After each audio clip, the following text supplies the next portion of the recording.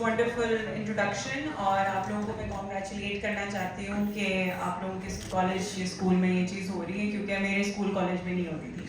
अव्वल तो मुझे ऐसे लगता है कि जेन जी को एक मिलेनियल से कोई एडवाइस नहीं लेनी चाहिए क्योंकि जेन जी जो है वो आजकल की you are the basically the product of ChatGPT, AI, high speed internet and social media. तो बेसिकली अगर मैं यहाँ खड़े होकर आपको कुछ भी बोलूँगी ना, आपकी 7 सेकंड रील वाली जो अटेंशन स्पैन है ना वो फौरन से हट जाएगी। सो आई कैन इमेजिन कि अगर मैं यहाँ खड़े होकर बहुत लंबा सा एक वो बताऊँगी कि अच्छा ऐसे ऐसे है, तो आप रजिस्टर नहीं करोगे। लेकिन मैं आपको बताती हूँ क्यों ये मैं इस पे क्यों आई हूँ। वो इस वजह से क्योंकि एज अ डॉक्टर जब मैं मेडिकल स्कूल में थी तो मैं अपने इर्द गिर्द मेडिकल जो है वो बहुत मुश्किल पढ़ाई है। जिन लोगों को डॉक्टर बनने का शौक है उनको मैं पहले ही बता दूं डॉक्टर बनना बहुत मुश्किल है, लेकिन इट इज इनक्रेडिबली रिवॉर्डिंग। मेरे साथ ऐसे लोग थे जो पढ़ाई का प्रेशर नहीं हैंडल कर सकते थे और उनमें काफी सारे ऐसे लोग थे, स्पेशली लड़के। लड़कियां फिर कर जाती हैं रो धो के अम्मी अब्बू के सामने, लेकिन लड़कों का ये होता है कि वो ऑब्वियसली वो ज्यादा रोते नहीं है ना, तो वो क्या उनका ये होता था कि उनमें आइस का इस्तेमाल बहुत ज्यादा हो गया था। एंड आयरॉनिक बात ये थी कि आइस आपका टेंशन स्पैन, आपका फोकस इंक्रीज करता है for a time being, but it gives you such a horrifying crash कि उसके बाद आप सोते हो सिर्फ। और आयरॉनिक बात ये थी कि जो वो सारे बच्चे जिन्होंने ये सारी ड्रग्स करते थे, none of them graduated on time. Medical की पढ़ाई 5 साल है, आपको 6ठे साल की जरूरत नहीं है जिंदगी में, लेकिन उन लोगों ने, मेरे साथ जितने भी लोग थे उनमें से वो कोई भी बंदा नहीं है जो टाइम पे ग्रेजुएट किया।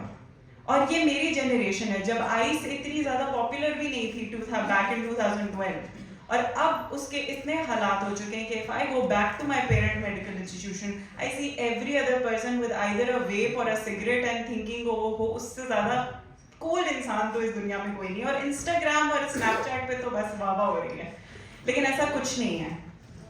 But coming to the medical aspect of it, मैं आपको कुछ एक सिनेरियोज बताती हूँ बिकॉज आई अंडरस्टैंड कि एक मेडिकल जार्गन आपको समझ नहीं आएगा। मैं जब यूके में काम कर रही थी, वहाँ पे आपको काफी सारे बच्चों को पता होगा कि वहाँ पे मीरपुर खास के लोग बहुत ज्यादा हैं और वहाँ का जरा थोड़ा सा डायनामिक भी डिफरेंट है। वहाँ पे जब मैं गई तो मेरी इमरजेंसी में मेरे पास एक 17-year-old लड़का आया। उसकी अम्मी अब्बू सारे मीरपुर खास के थे और बच्चा पैदा भी मीरपुर में हुआ, लेकिन दे शिफ्टेड। एंड वो बच्चा इतना एजिटेटेड था, वो उसको ट्रेन करने की हमें जरूरत पड़ रही थी। उसने कैंची पकड़ी हुई थी और वो बार बार अपने आप को इस तरह मार रहा था बाजुओं पे, और बार बार ये चीख रहा था कि अम्मी इसको मेरे ऊपर से हटाएं, अम्मी इसको मेरे, get it off me, get it off me. And obviously as a doctor you first have to sedate the patient कि अच्छा यार ये इतना हो जाए कि हम इसको ट्रीट कर लें। हुआ ये कि निकला ये कि उसकी अम्मी जो है वो शदीद रोएं और बहुत ज़्यादा, उनके अब्बू भी बहुत ज़्यादा रोएं और कहें कि हम क्या करें, हमारा बच्चा जो है उसने वीड नहीं छोड़ी। अब वीड एक ऐसी चीज़ है जो आप लोगों को पता होगा कि वो जो बड़े बड़े स्टार्स हैं, Snoop Dogg and all of these people, they used to have you know this and they popularize it कि वो नहीं बहुत रिलैक्सेशन होती है। मसला वहाँ से स्टार्ट होता है। आप रिलैक्सेशन के चक्कर में इसके पीछे पड़ते हो, you get addicted, you can't get it off and then you end up in our ER, ठीक है। and ER भी इस तरह कि वो बेचारा अपने आप को जख्मी कर रहा था, वो भी कैंचियों से। इसको कहते हैं paranoid psychosis and I've seen it not one time, not 2 times, I've seen it multiple times with weed users because they cannot stop. It becomes जैसे मैडम शबनम ने कहा था कि you have irreversible changes in your brain, वो कहते हैं कि बस अब इसके आगे तो जिंदगी नहीं है। मैं आपको एक रिसर्च का बताती हूँ। पेंसिल्वेनिया में एक रिसर्च हुई थी, रैट्स के ब्रेन्स को हम समझते हैं हमारे जो ब्रेन्स के साथ उनका एक मिमिक करता है पैटर्न। एक रैट को शुगर दी गई, ठीक है। Sugar is quite addicting, everybody knows, everybody loves sugar. और उसके बाद उसको एक बटन, वो एक पेडल दबाता था और उसको शुगर मिल जाती थी, या कोई भी ड्रग दे देते थे उसको, वो चुप हो जाता था। वो उसके बाद खा के उस ड्रग को रैट खुश हो जाता था। एक दफा दिया उसको ड्रग, उसने पेडल मारा, तो दूसरी दफा पेडल मारा, तीसरी दफा, हर दफा उसको 1 हफ्ते के लिए ड्रग्स दिए। हुआ ये कि by the end of the week उन्होंने ड्रग्स रोक दिए। उस रैट ने उस पेडल पे इतना अपना पाँव मारा, इतना मारा कि he bled to death. That rat died. उसको वो ड्रग नहीं मिल रहा था, वो सिर्फ उस पेडल पे अपना पाँव मारते मारते एग्जॉस्शन, फटीग और ब्लीडिंग से उसकी डेथ हो गई। That is how dangerous drugs are. At this time in life you might think यार ये तो इररेलेवेंट है, लेकिन जब आप बड़े हो गए आपको इर्द गिर्द काफी सारे ऐसे लोग मिलेंगे जो आपको ड्रग ना तो सिर्फ ऑफर करेंगे, दूसरा आपको ये कहेंगे कि ओ ये तो बहुत कूल है यार, तुम इतने अपटाइट क्यों हो, चलो ट्राई करते हैं। तीसरा ये आपको लाइफ में बहुत डिप्रेशन, एंजाइटी, पैनिक अटैक्स आएंगे। This is not the way out. Literally I have seen people, मैंने साइकाइट्री में रोटेशन की है, I have literally seen people कि जो लोग ड्रग एडिक्ट्स होते हैं ना, for example an average age यहाँ पे आप बच्चों की कितनी है? 16 years, right? So for example 15-16, right? So 16 years पे you are stuck. It's like कि आपके इर्द गिर्द टाइम फ्रीज हो चुका है। आपके इर्द गिर्द के लोग आगे जाएंगे, उनको जॉब्स मिलेंगी, वो डिफरेंट चीजें करेंगे, वो दुनिया फिरेंगे, वो शादी करेंगे, उनके बच्चे हो जाएंगे। आप उस 15-16 साल बॉडी में स्टक हो जाएंगे। दैट्स इट, खत्म, game over, your life is done right over there. जो लोग आप लोग ये कहते हो ना, ओ नहीं अगर हमें हो भी गया तो हम ये है ना इतने सारे rehabs, the rate of conversion back from heroin is only 4%। So you can imagine कि ये कितनी खतरनाक चीज है। अभी नहीं, कल नहीं, आप लोगों को एक्सपोजर जरूर होगा। दूसरा एक सिनेरियो ये था कि जब मैं यहाँ पे काम कर रही थी फातिमा मेमोरियल में, तो वहाँ पे बहुत सारे पेशेंट्स जो हैं वो हेरोइन के होते हैं। वो इंट्रावीनस ड्रग है, इंट्रावीनस का मतलब इंजेक्शन से ना, वो अपने आप को इंजेक्शन लगाते हैं, ठीक है। अब अव्वल तो उन सबको कोई डॉक्टर तो है नहीं उनमें, उनको इंजेक्शन लगाना तो आता नहीं है। जब आप वो क्या करते हैं, इंजेक्शन महंगा मिलता है, और ये जो इस तरह का नशा है ना, जब वो अपने आप को इंजेक्ट करते हैं ना, सारे के सारे उनके सिस्टम्स डिप्रेस हो जाते हैं। डिप्रेस का मतलब ना आपका दिल काम करेगा, ना आपका दिमाग काम करेगा, ना आपके फेफड़े काम करेंगे। आप एक सुन डेड बॉडी की तरह हमें रिसीव होंगे ईआर के अंदर, ठीक है। और जब हम एज डॉक्टर्स हम देखेंगे, हम आपके अंदर चाहे जितना पानी डाल दें, हम आपके चाहे जितना सांस की नाली डाल दें, कुछ भी कर लें, बचाना बहुत मुश्किल हो जाता है, ठीक है। सो ये सारी चीजें हैं, और आपको नजर भी आएगा पाकिस्तान की सड़कों में ये बहुत ज्यादा कॉमन है कि अच्छा लोगों के पाँव आप देखोगे, हमेशा आप देखोगे ऐसे बेगर्स जो फुल स्लीव्स पहनते हैं सख्त गर्मी में। वो इस वजह से क्योंकि वो नीडल मार्क्स छुपाना चाह रहे होते हैं। वो एक अपने आगे वाले बंदे को ये नहीं बताना चाह रहे कि भाई मैं तुमसे पैसे इसलिए ले रहा हूँ क्योंकि मैंने जाके ड्रग्स कर रहे हैं। सो अच्छा, हमारे पास जो ईआर में पेशेंट आया, it was a 15-year-old kid. 15-year-old, can you imagine? 15 साल पे यार, मैं मेरे दिमाग को हम तो बस पता नहीं क्या खेल ही रहे होते थे, और नया नया टच फोन आया था। तो अब that person came in, 15-year-old child, not breathing, बहुत लो हार्ट रेट नॉर्मल 80 होता है, उसका हार्ट रेट 20 था, ठीक है। हार्ट ब्लॉक हुआ हुआ, ब्रेन तो खैर वो कोमा में था बिल्कुल, और कंप्लीटली ब्लू पड़ा हुआ वो पेशेंट, कुछ भी 15 साल का बच्चा।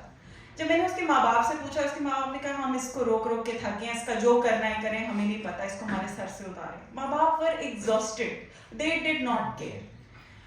बच्चे को हमने बचाने की बहुत कोशिश की, हमने उसकी सांस की नाली डाली, उसको आईवी ड्रग्स दिए, उसका दिल चालू करने की कोशिश की, nothing happened and the patient passed away. और मैंने सिर्फ माँ बाप से ही कहा था कि देखें ऐसा क्या हुआ था जी, और उसके दोस्त बड़े गंदे उसको मिल गए थे, ठीक है। एक तो ये पेरेंट्स के ऊपर भी बहुत लाइबिलिटी होती है कि वो भाई नजर रखें, लेकिन दूसरी बात आप पे है। देखो, you guys are the generation of TikTok, Instagram, Snapchat, all of these things. आपसे ज्यादा अवेयर, यकीन जानो, हमारी जनरेशन नहीं थी। So if I stand here as a doctor today and I am telling you कि I have seen some incredibly horrifying cases of drug abuse in just people like you. You might think that no, I'm special, I am never going to be exposed to this. No, you will be at one time, because जिस rate से हमारे मुल्क में ये चीज़ बढ़ी है, you will be exposed at a certain period in time. आपका काम वहाँ पे है कि आप अपने दोस्त को कहो कि please thank you very much, मैं जा रहा हूँ यहाँ से, आप बहुत बहुत माजरत है, ठीक है, आपका काम ये है, this is your responsibility if you don't want to be stuck at the age of 15, 16, 17 or 18 or 19, right? So basically that was one of the very few cases of drug abuse जो expire कर गए थे मेरे सामने। दूसरा एक case था जो आजकल के बच्चों में बहुत ज़्यादा कूल लगता है उनको, that's vape. I don't understand why people think vape is harmless. That's not true. That's simply just not true. Just because एक बंदा smoking नहीं कर रहा है इसका मतलब ये नहीं कि उसका नेम और बदल जो है वो बहुत अच्छा है. No, that's not true. I myself, the reason why I'm saying this is because when I was working in UK, NHS for some reason thought कि हम legalize कर देते हैं vape का use because it's better than smoking, you know. हमारे पास इतने cases आए ruptured lung के, लिटरली फटी हुई लंग थी उनकी। इट्स लाइक कि जब आपकी एक लंग फट जाती है ना, आप हमें बताओ हम उसको कैसे ठीक करें। हम ईआर में उसको सांस की नाली डाल देते हैं, चलो ठीक है, पेशेंट ठीक हो जाएगा, थोड़े अरसे तक ठीक रहेगा। मैं उस लंग को कैसे रिपेयर कर सकती हूँ apart from a serious major surgery? No.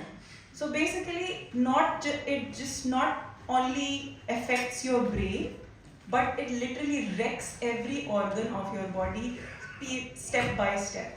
Smoking तो चलो हमें ये बात पता है ना, जो लोग स्मोकिंग करते हैं ना, उनसे मेरा ये भी सवाल है कि वाई मतलब कोई उसमें कोई ना आपको उससे रिलैक्सेशन होती है। टोबैको एक अरसे के बाद आपको वो हो जाती है, उसकी आदत हो जाती है।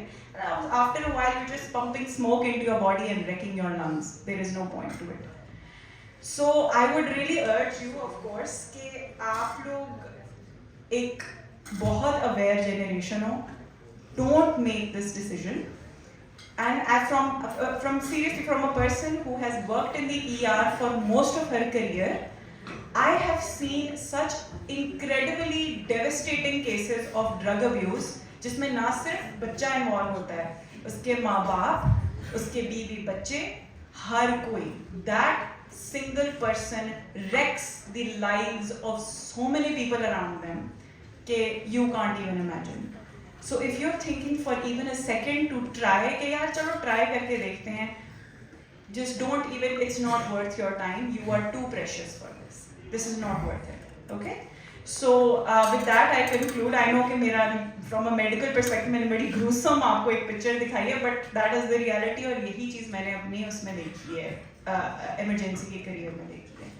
So I wish you best of luck because I know that you guys will be exposed to it, and I am telling you guys the best decision you can make is say no to your friends when they're offering you this. Okay? So best of luck and thank you for having me.